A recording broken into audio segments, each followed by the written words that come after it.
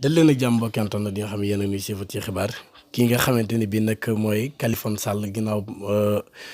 digganteem ak Adja Thiaré Diaw mi nga xamante ne bii yóbbu woon na ko ci yoon tey jii nag la li nga xamante ne bii mooy waa yoon doon def li nga xam ne mooy seen liggéey di génne verdict bi jëmale ko ci ki nga xamante ne bii mooy Kaliphone Sall. ñoom nag li ñu joxe mooy dinañ ko tëj li nga xamante ni mooy benn weeru kaso waaye it li nga xamante ne bii mooy juróom benn weer yoo xamante ne bii du ko tëdd waaye ñu amaan ko li nga xamante ne toll na ci 500 000 francs ginnaaw bi nga xamante ne bii nag Adja Thiaré mi doon na laaj 100 millions ngir mu naaw dàmpe ko waaye nag loola ñii nga xamante ne bii ñooy aji laaj ji wala ñuy aji dogal yi ñoom nag dogalul lu mel noonu téeméeri junni lan dogal ne moom war na koo jox ki nga xamante ne bii mooy Adja Thiaré mi nga xamante ne waxoon nañ ne da koo tëddee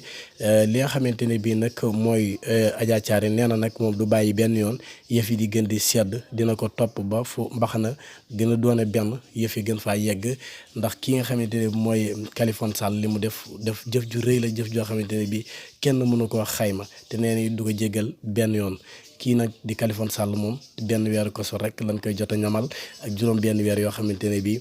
dañ koy bàyyi mu nekk ci këram.